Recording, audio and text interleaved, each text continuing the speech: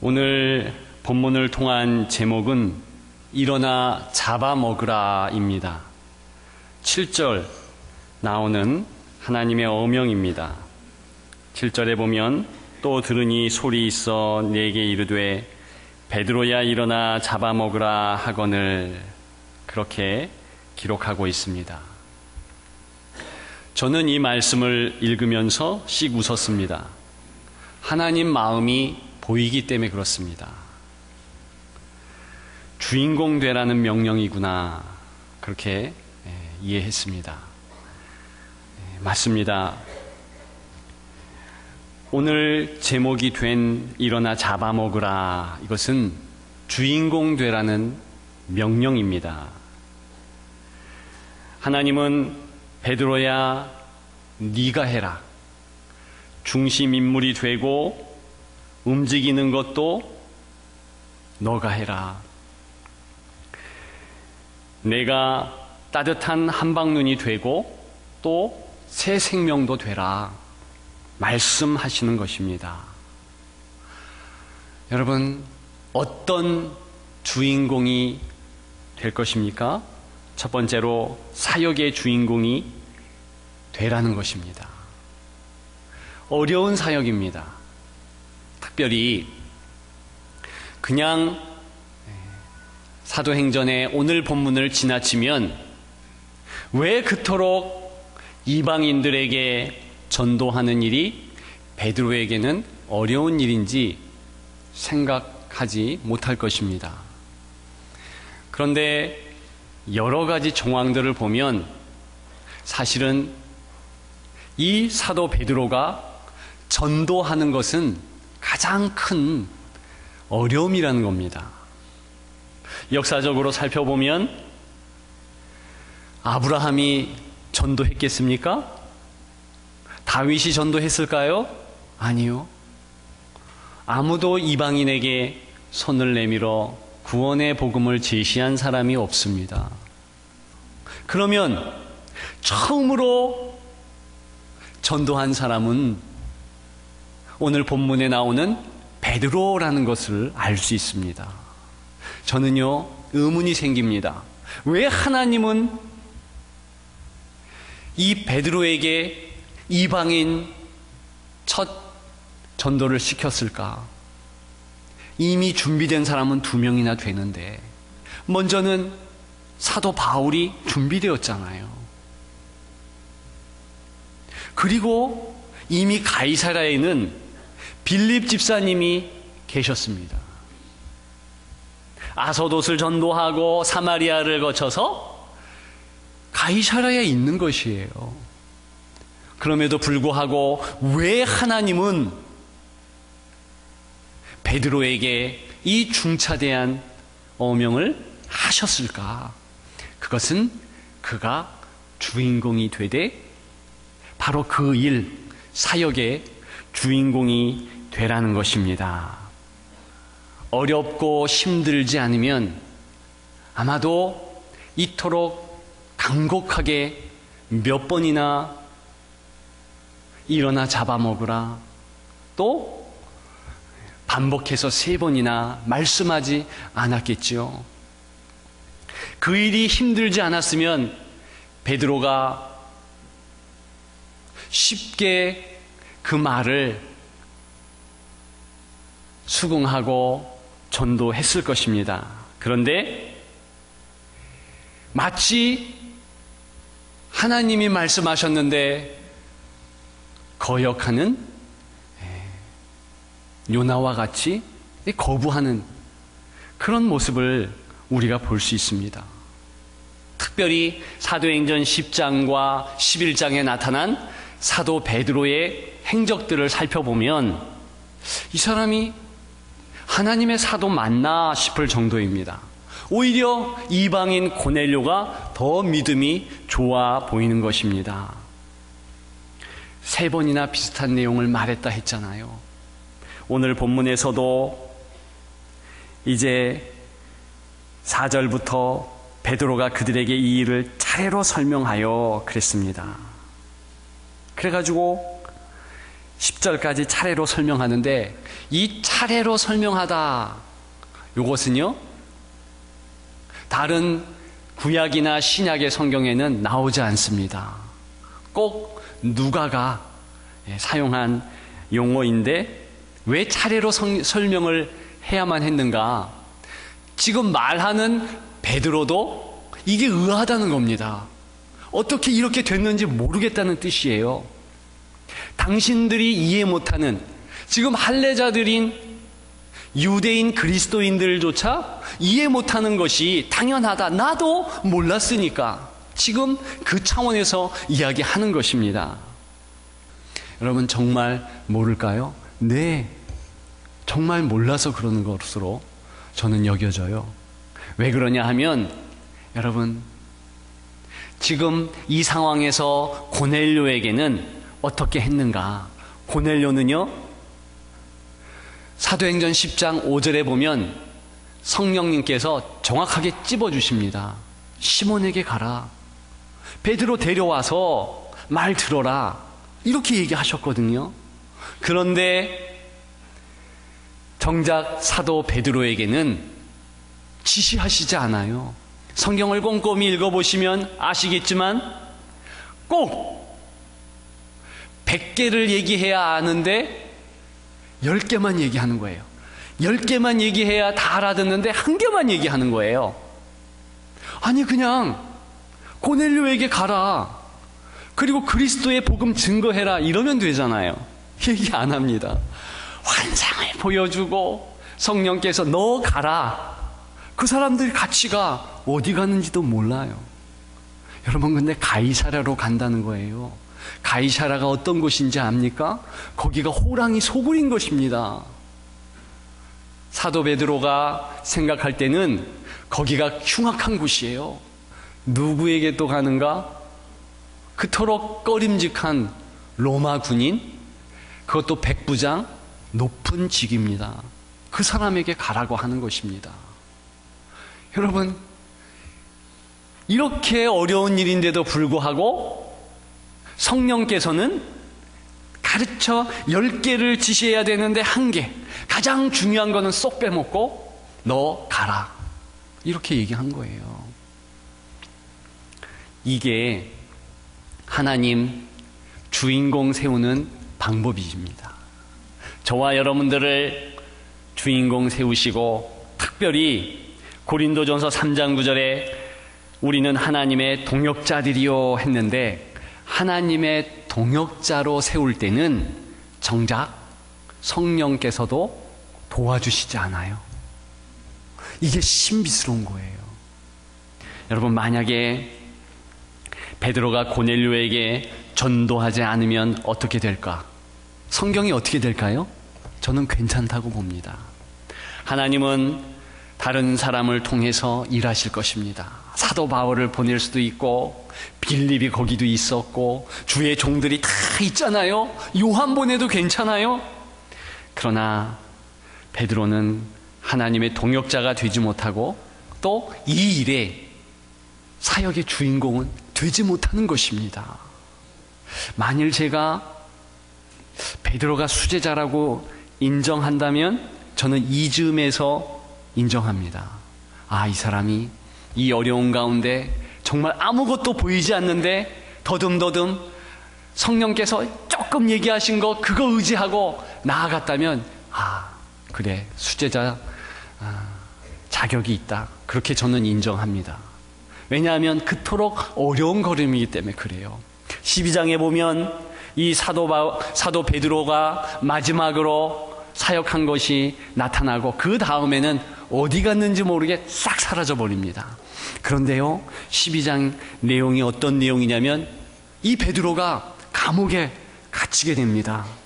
그런데 천사 하나님의 사자가 나타나서 옆구리를 찌르면서 야, 나가자. 그렇게 했는데도 성경은 기록하기를 그가 꿈인지 생신지 비몽사몽간에 나갔다고 그래요. 왜 그렇게 했을까요? 이제는 점점점 하나님의 환상이 보여지지 않는 거예요. 성령께서 말씀을 안 하시니까 그냥 그렇게 누워서 자고 있죠. 그런데요, 중요한 것은 그때조차도 하나님은 베드로를 보고 있으셨을까요? 안 보고 계셨을까요? 보고 계셨죠. 그러니까 그 급박한 상황에 주의 사자를 보내셨죠. 그리고 꿈인지 생신지 본인은 몰라도 나아가게 했죠. 여러분, 이것이 하나님 인도하심입니다. 우리를 주인공으로 세우고 우리가 하나님의 동역자가 될 바로 그때에는 하나님의 은혜를 거둬가는 것처럼 보입니다. 예전에는 하나님께서 잘 보여주시고 기도하면 응답되고 다 했는데 이제는 그게 없어지는 거예요. 그런데 베드로 보세요. 저는 이 부분에서 베드로가 그래도 괜찮구나 그렇게 생각하는 것은, 베드로는 끝까지 나아가요. 힘들고 어렵지만. 그렇게 되는 저와 여러분들 되기를 축원합니다. 여러분, 주인공 되는데 두 번째로 거룩의 주인공 되기를 원하십니다. 거룩은 순종이잖아요. 하나님이 말씀하신 것을 지키는 것, 그것이 거룩인데, 특별히 내 보자기에 쌓인 그릇에 정결하지 못한 짐승이 나옵니다. 먹을 수도 없고 그거로 제사를 하나님 앞에 드릴 수도 없는 내용이에요. 그것이 레위기 11장에 나와요. 그대로 그건 내려온 것인데, 여러분 잘 생각해 보세요. 그거 먹지 말라고 누가 얘기했습니까? 하나님이 얘기하셨잖아요. 그러면 하나님께서 이건 먹어라 하면 먹을 수 있습니까? 못 먹습니까? 먹을 수 있어요. 저는 그 안에 돼지가 있다고 생각합니다. 돼지. 그죠? 돼지가 레위기 11장에는 먹으면 안 되는 대표적인 음식이에요. 그런데 돼지고기가 더럽습니까? 그게 정하지 않습니까? 예를 들어서 우리 몸에 들어가면 그게 바이러스 어떤 증세에 의해서 죽게 하거나 몸이 아프게 하거나 변형이 일거나 그렇습니까? 그렇지 않아요. 근데 왜 안 먹어요? 그것은 레위기에 하나님께서 거룩을 알게 하시는 거예요. 먹지 마. 알겠습니다. 먹지 않겠습니다. 그게 거룩인 거예요. 그게 순종인 것이고요. 그런데 지금 하나님께서, 그 법도를 만드신 하나님께서 먹어라 3번 얘기했어요. 일어나 잡아먹어라. 그런데 베드로는 나는 정결하지 않은 것을 먹지 않습니다. 그건 자기 생각이죠. 자기 문화와 자기 경험, 이런 것들로 하나님을 철저히 거부해요. 여러분, 그 과정 가운데서 이방인에게 전도하는 내용이라는 것을 알게 되잖아요. 그게 점차적으로 시간이 지나면서 깨닫는 것이지, 여러분 한번 생각해 보세요. 베드로의 입장에서 보면 그 환상도 정말 해석할 수 없는 것이고, 오늘 저 사람들 가이사랴에서 왔는데 내가 따라가야 할까? 따라가지 말아야 될까? 지금 성령께서도 말하지 않으셔요. 그런데 내가 내 판단으로 나아갔어요. 그러면서 시간이 지나가면서 깨달은 것은 거룩이 무엇인가, 이걸 안 겁니다. 거룩은 딴 것이 아니라 하나님 말씀에 순종하는 것이구나. 내가 힘들고 어렵지만 이방인에게 전도해야 하는 것이구나. 이것이 거룩이요 순종이구나. 그걸 알았다는 것입니다. 여러분, 저와 여러분들이 때로는 교회 생활할 때 내 생각, 내 문화, 내 토양에서는 도저히 이해할 수 없는 것들이 있습니다. 제가 외국인들이랑 같이 사역을 해보니까 베트남 사람들은 은혜를 받으면 팔짱을 껴요. 몽골 사람들은 은혜 받으면 거의 들어 눕습니다. 예배 드리는데 한번 생각해 보세요. 이 앞에 계신 분들이 팔짱 끼고 있으면 저는 몹시 마음이 거시기 할 것입니다. 성가대에 있는 분들이 은혜 받았다고 막 거의 눕는 자세로 이렇게 힘들잖아요. 나중에 알았어요. 그것이 저들의 문화인 것을. 여러분, 이 문화 차이도 있는 거예요. 근데 그것을 포용 못하면 안 되잖아요. 거룩의 주인공이라는 것은 이걸 포용하는 것입니다. 베드로는 지금 그 연습, 그 어려운 하드 트레이닝을 하고 있는 거예요. 여러분, 저와 여러분들이 섬기는 이 교회는 그런 것입니다. 하나님께서 우리를 불러주시고 묶어주시되 특별히 포용하라고. 여러분, 초대교회가 바로 이 본문의 근거에서 그 다음부터는 돼지고기를 먹습니다. 제가 돼지고기를 좋아하잖아요. 여러분, 아무 문제가 없는 거예요. 하나님이 먹지 마 그러면 그냥 안 먹는 게 거룩이고요. 야, 너 주일 성수해 그러면 그냥 순종하는 것이 그게 거룩인 거예요. 그게 순종이거든요. 그렇게 우리가 움직이는 저와 여러분들 되기를 주님의 이름으로 축원합니다. 마지막 세 번째입니다.